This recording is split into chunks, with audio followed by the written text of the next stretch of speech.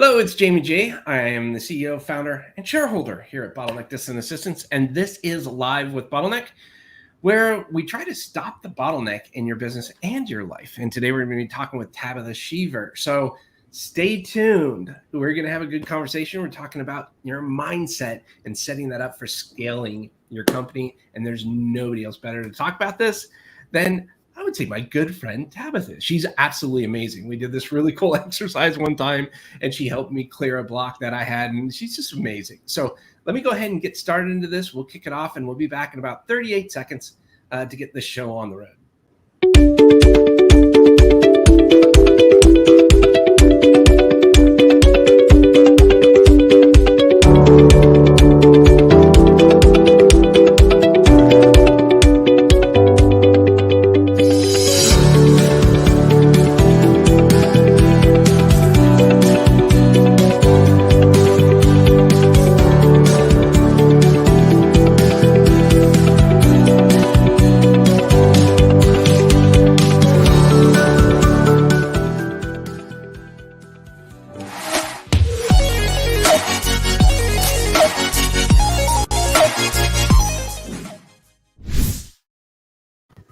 Hello, it's Jamie J. This is Live with Bottleneck. I am the CEO, founder, and shareholder here at Bottleneck Distant Assistance.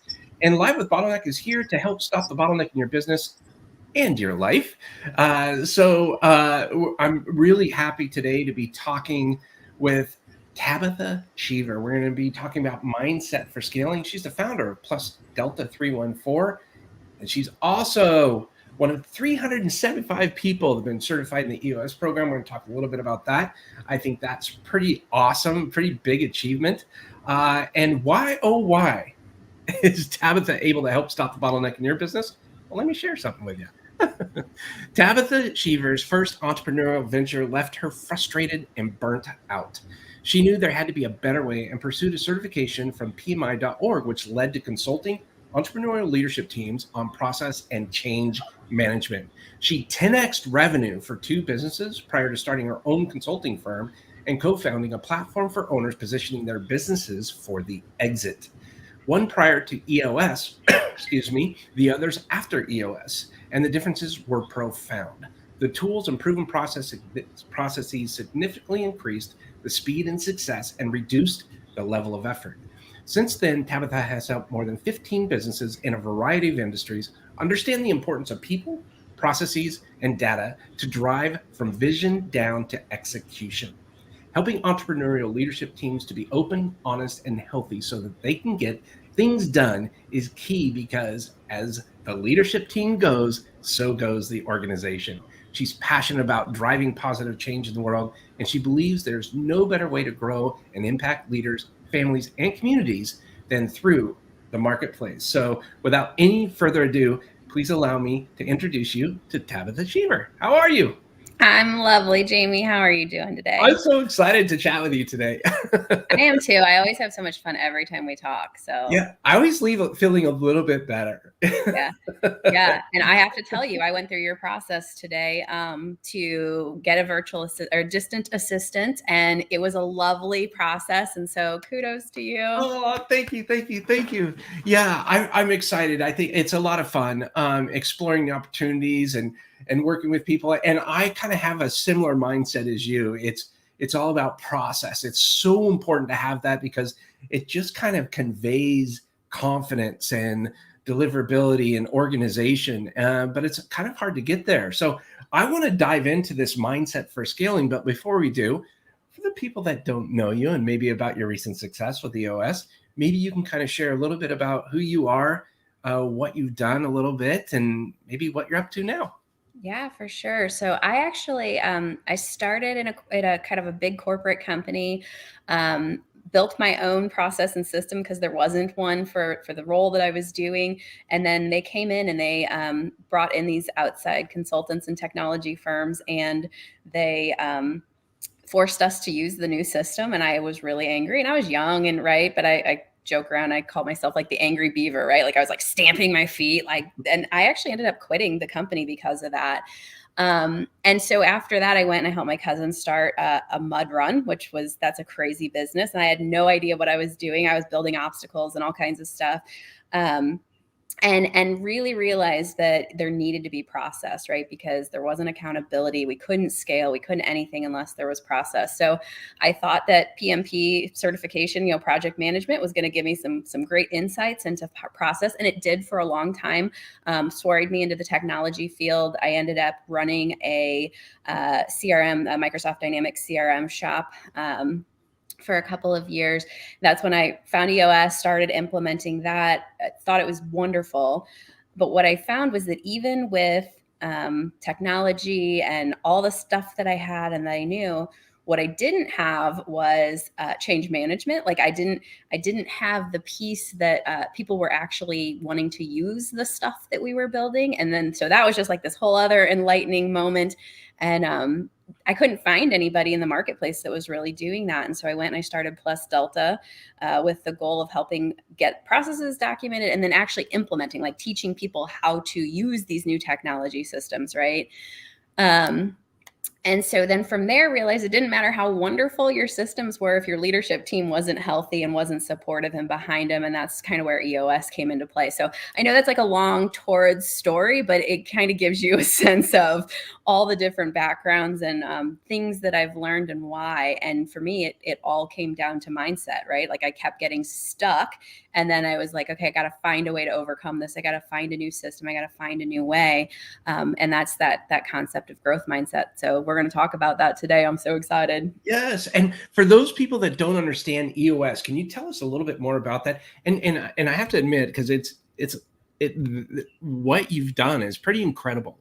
There's only 375 people, right, that have this certification in the entire world, right? Yeah. Yeah. So I wonder if maybe you can talk a little bit about that, because I think EOS is pretty important. Yeah, for sure. So EOS stands for Entrepreneurial Operating System, and so it is a framework that it's a set process that basically helps companies get what they want out of their business. So we typically work with entrepreneurial leadership teams between 10 and 250 employees. And our goal is really to give them a complete proven system that they can implement. It's got practical tools, all with the aim and goal of getting vision, traction, and healthy. And so by vision, we mean really getting 100% on the same page about where you're going, where the organization's going, and how you're going to get there. And then traction is all about the leaders becoming more disciplined and accountable so that everyone in the organization is executing really well and that you can achieve that vision, right? And then healthy is making sure that the leaders are a functional, cohesive leadership team that's having fun, because unfortunately, a lot of leadership teams a lot of leadership people don't function well in teams, right? And as I said before, as the leadership team goes, so goes the organization. And so Traction was created by a gentleman named Gino Wickman at the age of 21. He ended up taking over a business at the age of 25, did a turnaround, started cobbling together these tools. He was one of the first 10 members of the EO Detroit chapter. And so he started helping other business owners. And over, oh my gosh, 25 years now, I guess, he honed all these tools. And then now they offer it as a book. And so you can certainly read the book and self-implement, or you can use an implementer and they're just going to help you get there faster. But our goal is always to teach you so that you don't have to be reliant on us. And see, that's one of the biggest parts. I'm a big advocate of owning your own assets. And doing stuff that you own and being able to do what it is that whatever you want to do through your own resources, right? Yeah, and not absolutely. have to rely on something else in order for you to maintain success. Because what if this person or resource or platform decides to switch or close shop or do something like that? And if you rely too heavily on one aspect or another resource, it could be devastating, Yeah. or be a real big setback. So thank you for sharing that. Absolutely. So what is it about mindset, and how do you attribute that? Obviously, I think I have a good understanding of it, but I would love to get your feedback. How do you attribute the success based upon mindset? Yeah. So, I mean, we all, maybe we don't all know, but there's a concept of growth mindset and fixed mindset, right? And a fixed mindset says, it is what it is, and I can't really do anything about it. Where a growth mindset is constantly looking for what can I do, right? And so, And didn't Carol Dweck write a book? that is actually the book that Oh, yes, I have it right here. there it Yeah. is. So if you have not read this, this is fantastic. Um, but I feel like I've tried to take it a little bit further because I try to apply it, right? And then I've been with all these business owners and entrepreneurs and doing it myself, right? And what I've come to realize is that there is this maturity curve in any business. And what happens, at least for me, was I was like down here on the maturity curve and I was comparing myself to these business owners who had been in business for 30, 40, 50 years, right? And so I think part of it is understanding where you are in that maturity curve, because it's Mm. real easy to beat yourself up when you're just getting started and you're comparing yourselves to, Apple and Google, which is like everybody does that, right? So Well, you know what? I recently wrote a book and I quoted Carol Dweck in my book.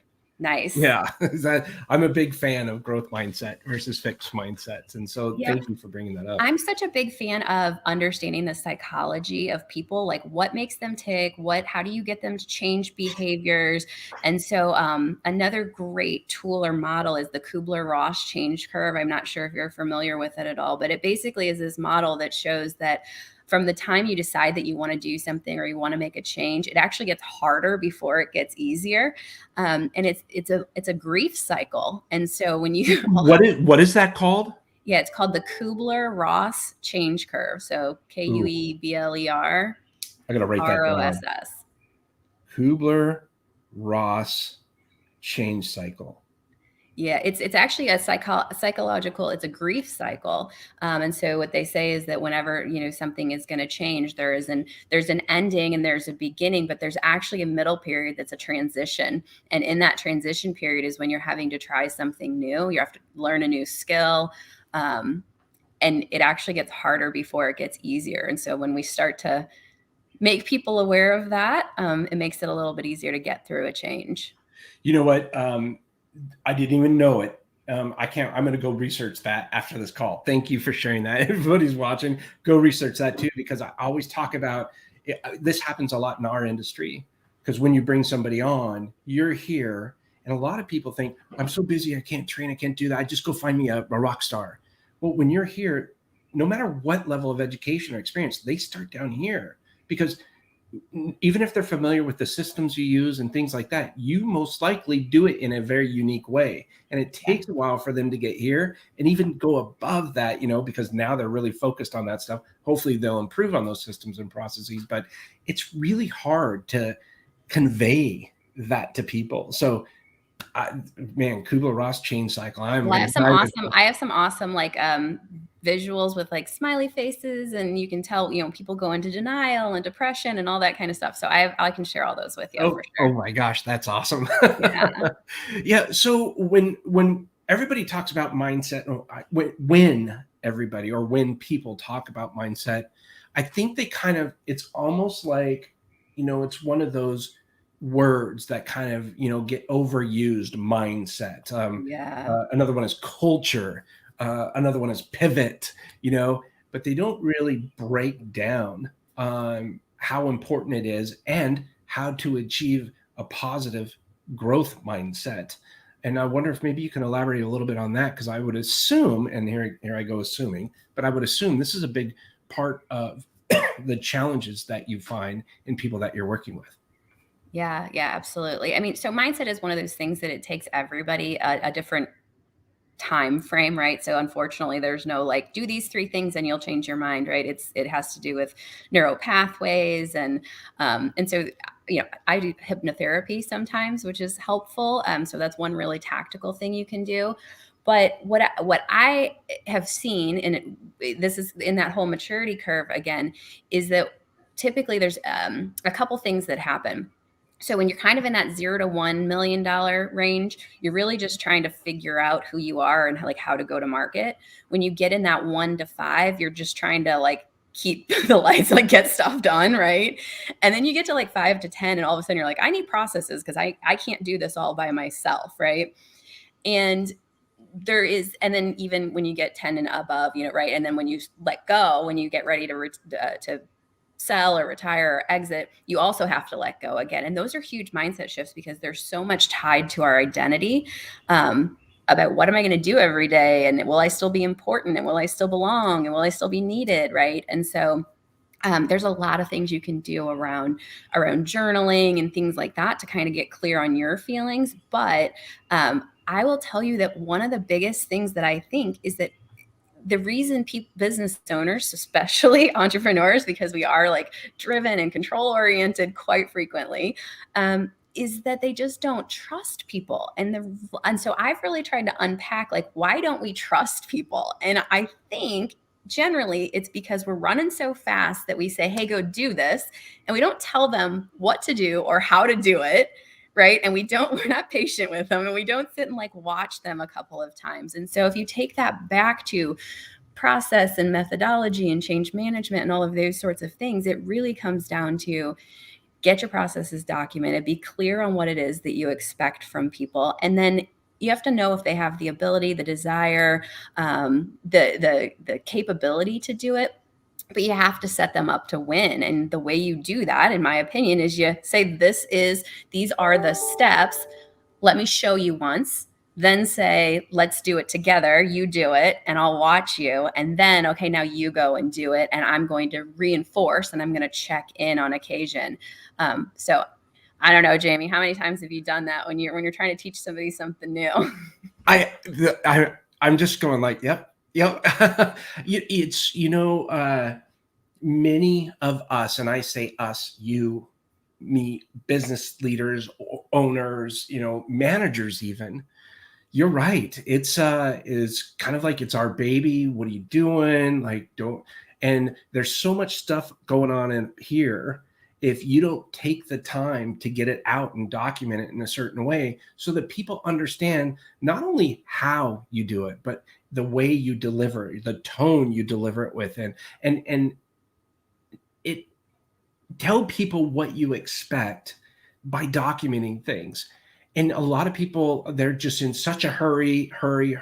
And the mindset that you're talking about is a mind shift. You've got to kind of like step back. And one of the biggest things I've had a problem with, and hopefully you can elaborate on this, but one of the biggest things I've had a problem with earlier on was letting go of things and having the confidence that someone would do that. And for the longest time, I had no mechanism or foundation to score my level of confidence, I guess you could say.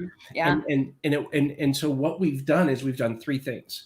Number one, when we're delegating a task to somebody, which is something that business leaders need to become familiar with and act upon because it prevents micromanagement.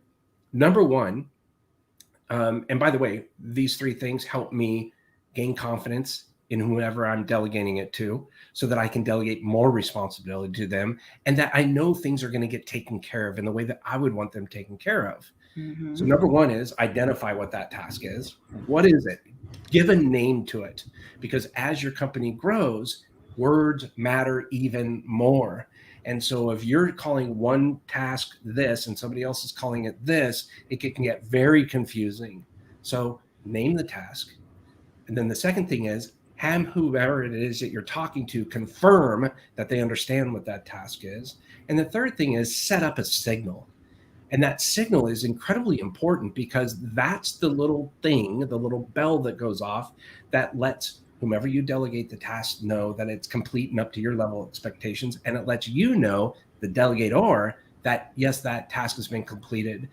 For instance, I used to run a creative web agency. And so I always had a problem with scope creep. And that's where I tried to finish a project, but they kept asking for one more thing and one more thing. And I'm like, and I kind of felt weird because I was like, man, how do I say, wait, stop, you need to pay for all this extra stuff, And so I came up with a signal, and that was a deployment kit.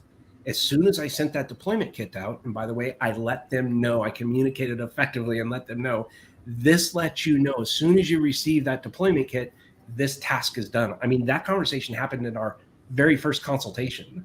Yeah. We knew that the entire way. And so I said, anything that occurs after you receive that deployment kit, that's a separate charge or a separate, line item or something like that. And that really stopped the scope creep. And it gave us a dead set time. And it's just little things like that. Now we do that for every task, and it's just been wonderful. Yeah. Can you elaborate on that at all? Yeah. So a couple thoughts came to me when you were talking about that. So first of all, awesome that you're doing that and that works for you. The fact that like what you're talking about is saying I set that expectation early on in that kickoff meeting that this is what they can expect. That's the customer journey, right? So if you have not and your company mapped out what your company's process is in terms of like the high level customer journey, that's like a first place to start, right? Because what you do in the beginning sets the stage for the middle and the end. Absolutely. So I think that's a great tidbit. And then, the signal idea is also a good one. The EOS model, one of the things that I love about it is that they have two tools that I think are incredibly valuable. And one of them is called the L10 meeting, and it's a structured format of having a meeting weekly. And they specifically cover to-dos, and they specifically have, issues like I couldn't get this done, and so it's a set place and time that everybody knows every week that we're going to check in, right? And so that's that reinforcement and that accountability piece. And then they have a scorecard, and that is like keeping score, right? We're going to tell you like if we're on track or if we're not on track. And so again, when we think about mindset and owners not being able to let go, a lot of times it's because they just don't have some of those basic foundational processes or systems or times or whatever you want to call it, right? Operating systems in place. As soon as you get those things, now you don't have to worry because somebody might mess up, but you're going to know within a week. Whereas like before, somebody would mess up and it'd be like 6 months later and I'd find out when a client called me screaming, right? Totally different response because I can deal with it in 1 week and I can improve that behavior. I can't do much after we've been messing up for 6 months, I hear it. I have two questions. Yeah.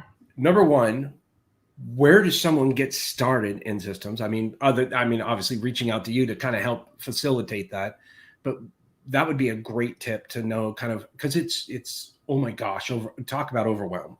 I don't have, where do I begin? Like, what's the first thing I should start doing? And then the second thing to that, after you kind of figure that out, I wonder if you could talk about building that foundation, I liken it to a house. You build the floor and then the walls and then the roof, and that takes a while. Yeah.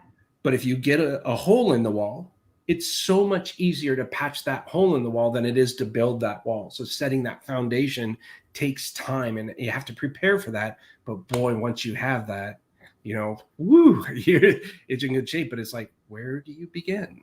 Yeah, so couple of things there. So the book Traction by Gino Wickman, great place just to understand what the key components are that you need to have in place to kind of build that foundation. And then from a process perspective, all companies pretty much have the same processes, right? And so document, like you probably have a marketing process, a sales process. You probably have some operational processes. You probably have an HR process and some sort of a customer retention and acquisition process. And so start with those top 5 and document like 20%, right?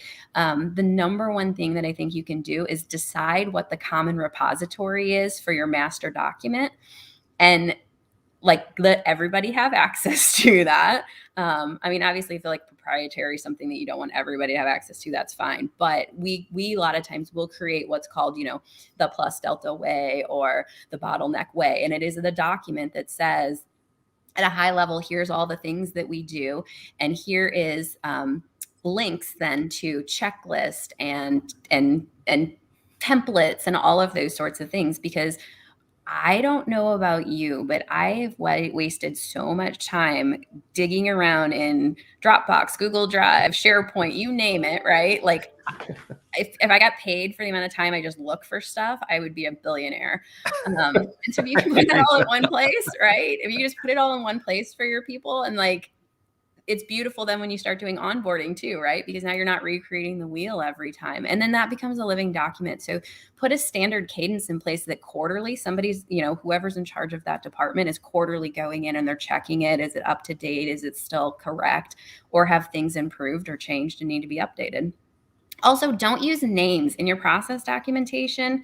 It's the role that does it. It's not the person that does it. So it's not. Amen, because the people may change, but the role Yep. is existing. Yes. And it's not, maybe they leave the company, or maybe they get promoted, but that role is still there.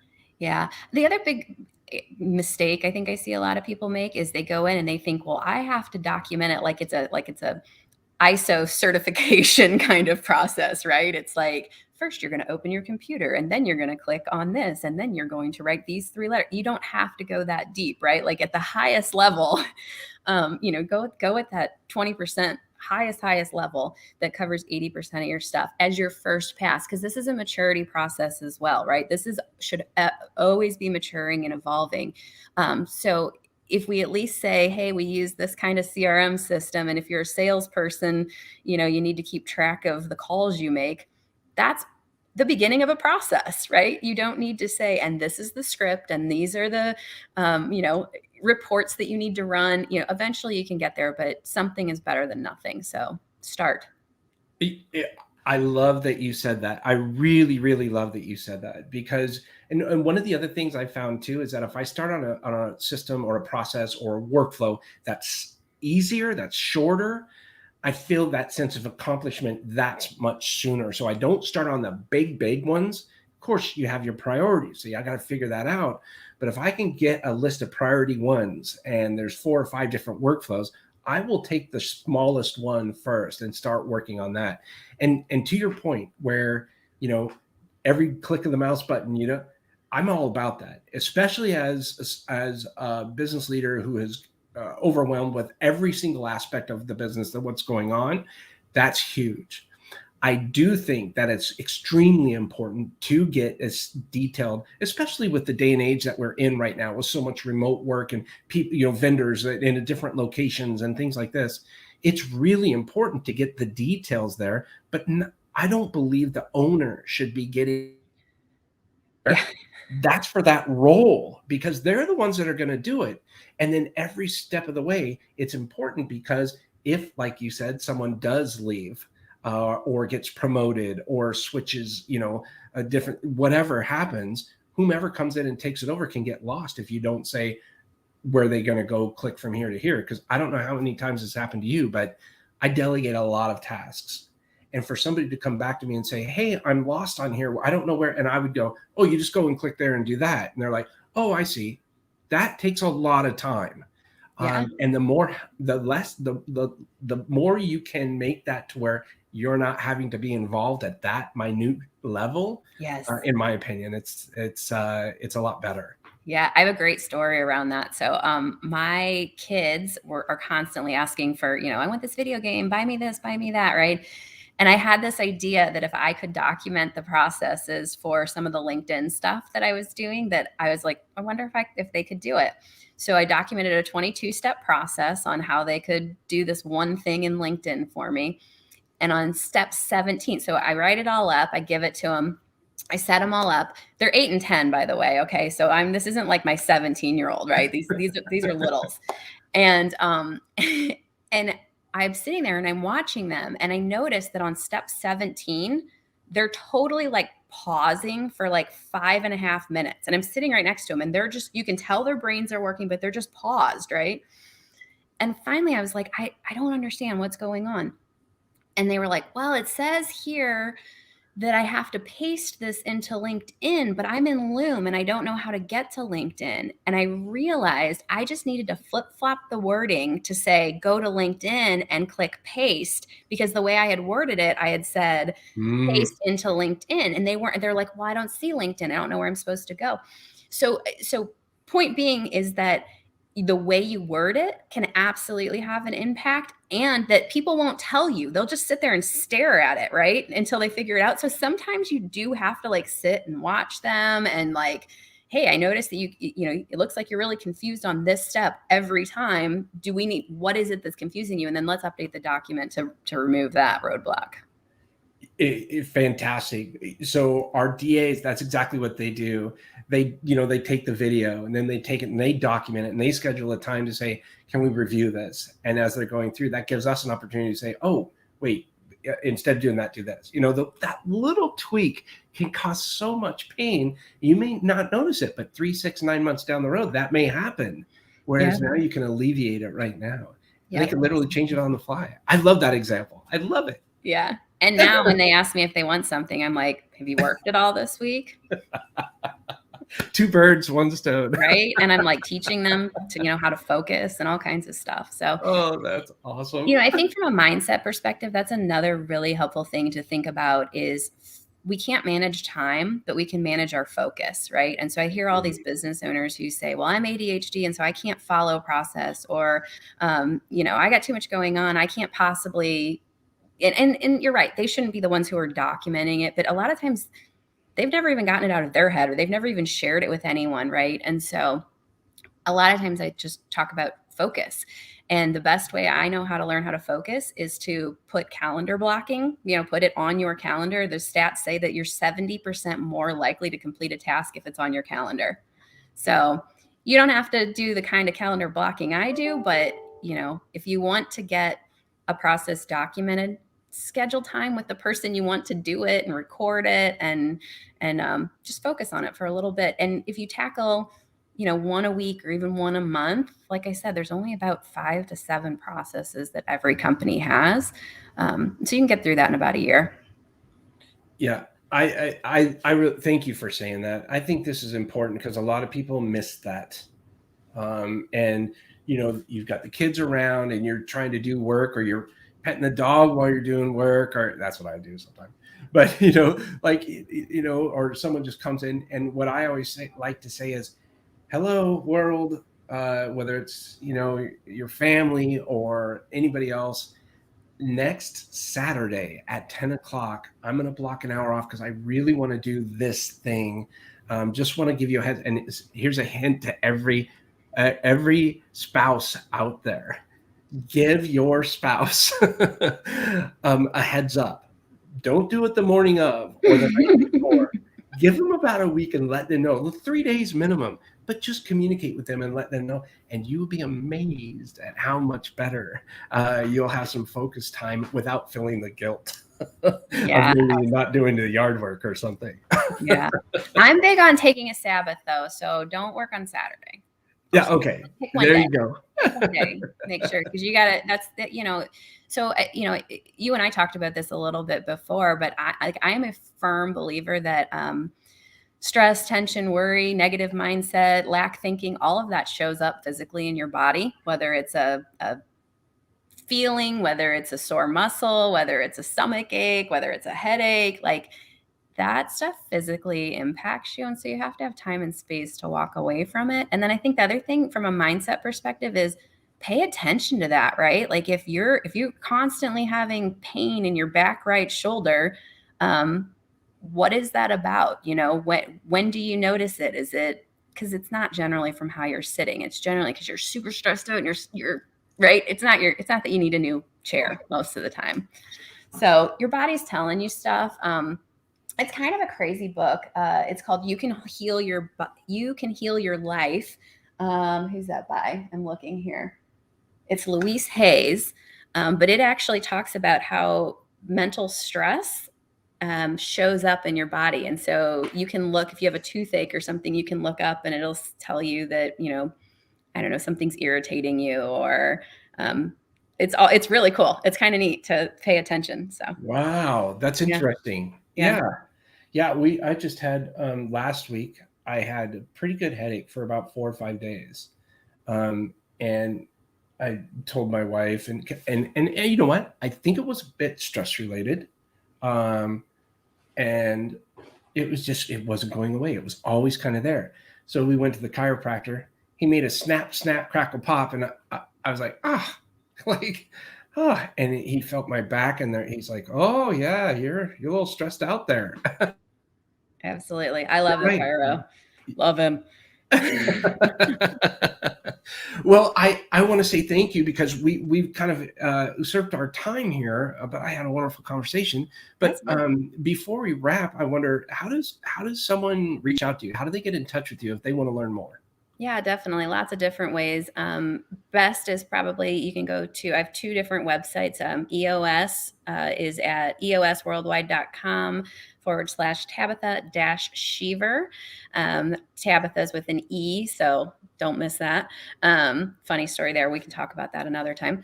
Oh, And then, or okay. I've got plus delta314.com, a little bit shorter, easier to remember. Either way, you can get a hold of me or you can call me 314-888-5342. Oh, fantastic. Well, thank you for sharing, and I'll pop up the number there as well. There's the phone, 314-888-5342. Where is someone at right now in their life where you could benefit them most? Yeah, absolutely. So I really love serving, like I said, like entrepreneurial leadership teams. I prefer companies that are kind of in that 10 to 250 employee. And typically the companies are, feel like they're hitting the ceiling, right? Everything they're trying isn't working. Maybe they have people problems. They're not really sure how to kind of break through that ceiling. A lot of times they are saying, I don't have enough time in the day. So those are very typical clients that I would deal with, especially in the EOS practice. I do deal with some larger organizations around change management, support training, process documentation. So if that was a need, we can certainly help there as well. But I like helping the companies get those foundational components in place. And so I really recommend starting at EOS as the starting point. Well, fantastic. Thanks for sharing. Is there anything else you'd like to say before we wrap? I just love you. I think you're so great. And I'm so happy that we got to spend more time together. Yes, and thank you for solving my block the other day. I'm not just saying that. I got off that call and I was like, "Oh, that was awesome." Yeah, it's a fun little activity. So just everybody, if you want to know, you can like feel the energy or the thing that's like stuck in you, like where is it at physically, and you can think about bringing it out of you, like mental imagery, taking it out of your body and like examining what does it look like, and you can kind of from that tell what's going on if you can use your imagination, which is a pretty fun little way to play. And Jamie and I like to play together. Yeah, it was fun. It really was. It was a lot of fun. Well, Tabitha, thank you so much again. Tabitha with an E. Making sure that people, if you're going to be Googling Tabitha, she'll show up everywhere. But once again, is there anything else you'd like to say before we wrap? No, I'm good. Okay. Thank you. Then can you hold on just one moment while I wrap up here? Absolutely. Okay, perfect. So thanks to Tabetha Sheaver, and I got to tell you, she is fantastic. Absolutely fantastic. If you're having people problems, if you do not have systems and processes and you're growing and you're finding little friction points and wait, how did you not know? Well, it might still be in here. And even when you think you have everything written down, do you really? Like, this is a good opportunity for you to explore some time with Tabetha. And you can go to eosworldwide.com/Tabetha-Sheaver. She is the founder of Plus Delta 314. You can also email her. Here's her phone number one more time. She is on LinkedIn, so check her out on LinkedIn. And I just want to say thank you so much to Tabitha. She really is fantastic. And I've spoken with her several times now. And every time I learn something new, she's absolutely incredible, absolutely incredibly insightful. So highly, highly encourage you reaching out. I do have a couple of things that I'd like to say. If you'd like to watch more episodes like this and learn how you can break through the bottleneck in your business today, you can go to bottleneck.online/BTV and get some examples there. You can also subscribe to us on YouTube, where we have hundreds of different videos like this with other like-minded business leaders, where we can help you out in pretty much any aspect. I do want to give a quick plug for my new book called Quit Repeating Yourself: How Today's Leaders Are Using Systems and Processes to Grow Their Business the Right Way. And as we talked about earlier with growth mindset versus fixed mindset, the author Carol S. Dweck I reference her in my book, and I quoted her. It's a fantastic read. So if you haven't read that book, I highly encourage you to do so. If you missed our recent episode, I talked with Alicia Ramsdale. She's the founder and CEO of Mindful Career Path, and she talked about some of her biggest success comes from an internal source. That was a fun conversation, and she helps people transition or improve their existing career. So that was a very interesting conversation. And coming soon to your earbuds, I'm going to be talking with Mark Gutman. He's a brand strategist, founder of Wild Story, and we're going to be talking about how to tell the story of your brand. That's coming up Tuesday, September 28th at 2 p.m. Central, 3 p.m. Eastern. And so again, thank you so much for tuning in. If I can, one more time, I had a wonderful conversation with Tabetha Sheaver today, founder of Plus Delta 314, where we talked about mindset for scaling, how to grow your business, where to put your mind, and make the necessary shifts you need to. Definitely reach out to Tabetha. You will not be disappointed. So thanks again for tuning in. I appreciate it. Remember, create your own ripple.